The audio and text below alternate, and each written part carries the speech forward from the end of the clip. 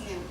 Ir tam iš tikrųjų kartais užtenka ir galbūt ir panaudoti ir žvyro tranšėjas, kad vanduo geriau susigertų, arba, kaip jau minėjau, tarkim, jeigu tai yra šlaitas arba kalvotas reljefas, šiek tiek jį terasuoti, kad nesusirinktų visas vanduo žemiausioje sklypo vietoje, kad susigertų toje vietoje, kur jis iškrito. Taip pat jau daug šiuolaikinėje architektūroje matome, kad želdynai, kad žemesnėse sklypo vietose arba žemesnėse terasose įrengiami želdynai, pelkutės, kur auga drėgmę mėgstantys augalai, kurie visiškai nebijo užmirkimo ir lietingų laikotarpių ten tiesiog tvyro pelkės, sausros laikotarpiu išdžiūna, bet tie augalai gali augti.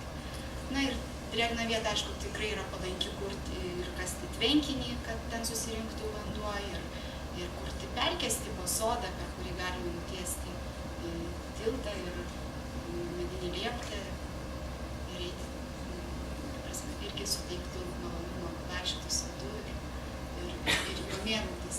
Ir čia būtent yra ta tendencija, gerai atskleidžia tą tendenciją, kuria linkme eina šiuolaikinė kraštovaizdžio architektūra.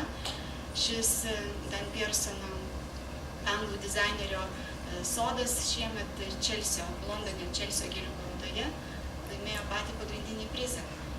Savo projekte jis tiesiog bandė atkurti vienos tokios pelkėtos, drėgnos Anglijos vietovės vaizdą, atgabendamas čia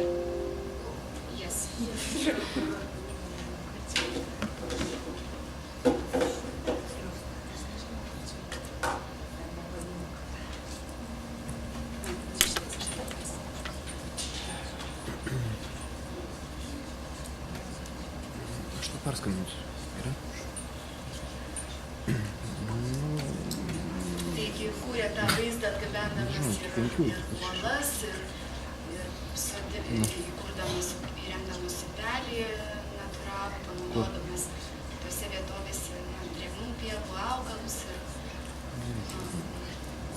štai paprasta, taip pat sodai komponuota paprasta struktūra.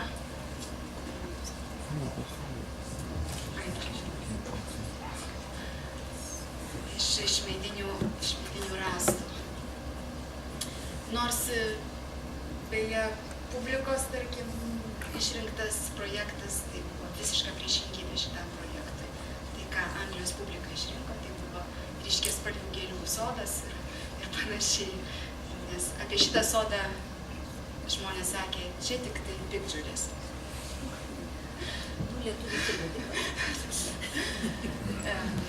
Vėl čia pavyzdžiai kiti tokių natūralaus gamtovaizdžio sodeliais. Žymios Olandų architektės Mian Reus, Rajos Tate, kurtas sodas irgi pelkės tipo sodas. Ir dar čia mano irgi toks projektas, beveik įgyvendintas, bet dar ne visai iki galo dideliame sklype. Didžiojoje sodo dalyje, vidinėje sodo dalyje ir žemiausioje kaupėsi nuolat vanduo, buvo nuspręsta vis dėlto kasti tvenkinį. Aukščių skirtumas nuo tvenkinio vandens paviršiaus iki namo grindų lygio maždaug 5 metrai. Ir tie patys 5 metrai išlieka ir čia palei sklypo ribą. Žodžiu, gaunasi, kad visas sodas yra gilumoje. Tad formavau tokį vėjos slėnį, iki tvenkinio, o šlaitai suformuoti kaip kalnagūbriai, kaip kalvos palei ribas. Tai tiek. Ačiū uždėmesį. Tiesiog noriu paskatinti nebijoti iššūkių ir mėginti žvelgti galimybės. Taip, prašom. Pažymėjimas 684, nežinau, kas čia ta numeracija, bet jinai kokia yra. Taip. Na, aš tikrai atsiprašau už mūsų ypatingą nesugebėjimą sutilpti mūsų laiką, bet kita vertus, aišku, galima būtų drastiškai nutraukti pranešėją, bet aš manau tikrai to neverta daryti, nes turim retą progą išklausyti tikrų praktinių darbų. Taip, ir kviečiu Dovilę Ivanauskienę. Kraštovaizdžio architektūra, komfortabilios aplinkos veiksniai. Ir ką mes galime pasakyti apie Dovilę? Jau ką jinai pati apie save pasakė. Tai aš gal paskaitysiu. Viską jau rodo, viskas tvarkoje, gal pasispauskite.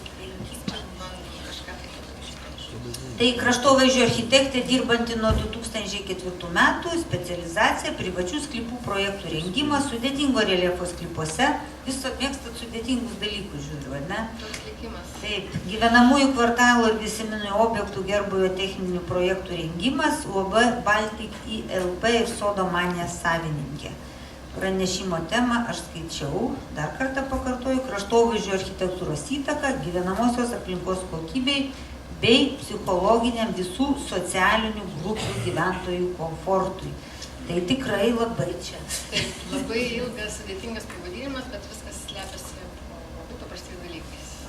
Čia dabar aš galvoju, visą mikrofoną palaikyti rankose, nes mes aukšti žmonės. Nepritaikyta aukštiem žmonėm.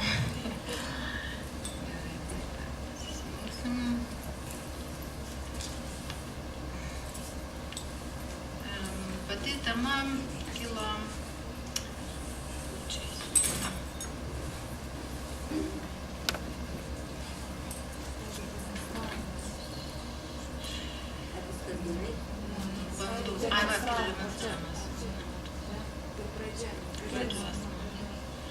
Pati tema atsirado po to, kai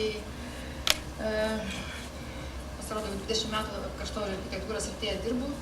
Pati baigiau kraštovaizdžio architektūrą Dailės akademijai ir iš tikrųjų labai malonu, kad Menų akademijai tenka paskaitą skaityti, pranešimą.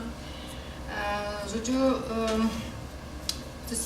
dirbu ir šiai dieną ir iki šiol dirbdavau su individualiais klientais, su visuomeniniais klientais. Tai būdavo ir vystymo kompanijos, ir savivaldybės, ir privatus klientai. Ir juos visus jungdavo vienas dalykas, iš tikrųjų, kokie yra lūkesčiai pagrindiniai. Su kokiais lūkesčiais kreipdavosi ir kraštovaizdžio architektą, todėl kiekvienu atveju vis analizuodavom ir bandydavom su kolegom, su kuriais kartu dirbdavom, išsiaiškinti. Kur yra tas aukso vidurys ir kokiom taisyklėm vadovaujantis ar kokiom normom vadovaujantis reikėtų pradėti vis tik šviesti tą bendruomenę, kurie yra potencialūs klientai ir kad jie suprastų iš karto kreipdamėsi suprastų, kokie yra jų lūkesčiai ir ko jie galėtų tikėtis kreipdamėsi kraštovaizdžio architektą. Ir tai, aišku, susiję su tam tikrais planavimo dalykais. Tai va, pagrindiniai lūkesčiai, su kuriais susidurdavom, būdavo tokie, kad tai būtų nebrangu, kad tai nereikalautų priežiūros, matau, žiūrėkitės daugelis, nes tai yra klasika. Tai tiesiog nerašyta taisyklė. Ir paskui kaip tokius nereikšmingus, galbūt, gal mažiau reikšmingus, bet tikrai neprioritetinius momentus paminėdavo, kad tai turėtų būti, na, gal gražu, gal be abejo, tai turi būti ir patogu gyventi, bet pirmiausia dalykai, tai pirmiausia, rodo pirmus mūsų ekonominiai visi rodikliai. Ir ko tikėdavosi dažniausiai iš kraštovaizdžio architekto klientai, visi galvoja, kad tu žinai viską, išmanai viską ir netgi žinai, ką jie galvoja, ko jie tikisi, apie ką jie svajoja, kokios finansinės galimybės. Nu, tiesiog esi tas toksai, aiškiai, reikia langą atėjus į susitikimą ir tiesiog viską žinai, tau tai reikia paskui parodyti. Aišku, tikėdavosi tam tikrų žinių, nes pati kraštovaizdžio architektūros specialybė yra nepaprastai plati. Ir mes ankstesniuose pranešimuose matėm, kad tai yra tiek plačiai aprėpiamos įvairios ir mokslo, ir technologijų sritis, ir menas, ir inžinerija, ir botaninės visos žinios kartais bendraujant su klientais, kai jie kreipiasi ir prašo, tarkim, apželdinimo plano, tu nuvažiuoji į vietą ir tu matai, kad ten iki apželdinimo dar labai labai toli, nes jų namas tiesiog toli nučiuoši po vienos vilties nuo to išlaito. Tai, žodžiu, tekdavo parodyti, išaiškinti, kad kraštovaizdžio architektūra tai yra tas sritis, kur iš tikrųjų jinai kontekstą mato, plačiai mato ir rezultatas yra tas, kad išėjus po savęs palikti tokį rezultatą, kuris liks kelioms kartoms galbūt. Namus reikia statyti ne tik tai savo, bet ir savo vaikams, nes šiandieninės tas realijos yra šiek tiek kitokios.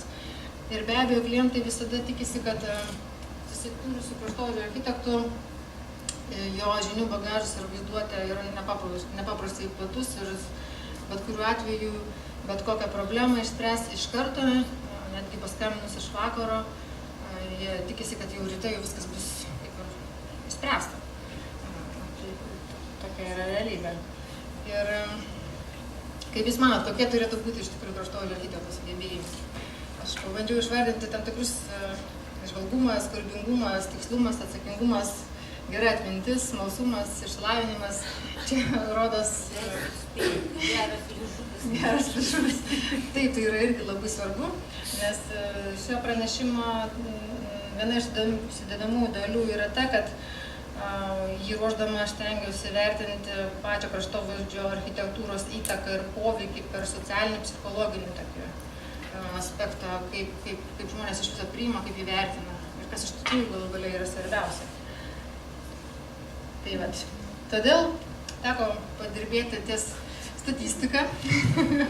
Ta statistika labai įvairi, nuo nekilnojamo turto agentūrų, architektų biurų, tarkim, supermamų portalų ir tiesiog bendra opinija, kuri susidaro praėjus labai platų spektrą informacijos šaltinių. Ir vis tik, tiesa, remiausi ir statistiniais duomenimis, kuriuos atradau ir sustudijavau iš Jungtinių Amerikos valstijų kraštovaizdžio architektų asociacijos duombazės. Tai todėl pasistengsiu tokią humoristinę formą viską pateikti, iš tikrųjų, nes tai yra rimti dalykai, bet jie geriausiai prisimenami humoro formą. Taigi, remiantis nekilnojamo turto agentūrų vertinimu, kraštovaizdžio architekto indėlis sukuria nuo 15 iki 45% pridėtinės vertės, analizuojant bendrą objekto vertę. O tai pasakai šitą frazę ir galvoju, nesąmonė, tai čia iš viso yra utopija. Bet tam tikri projektai, kurie sprendžia inžinerinius klausimus, ledus vandens surinkimo, grunto sutvirtinimo, netgi urbanistinio formavimo tam tikrų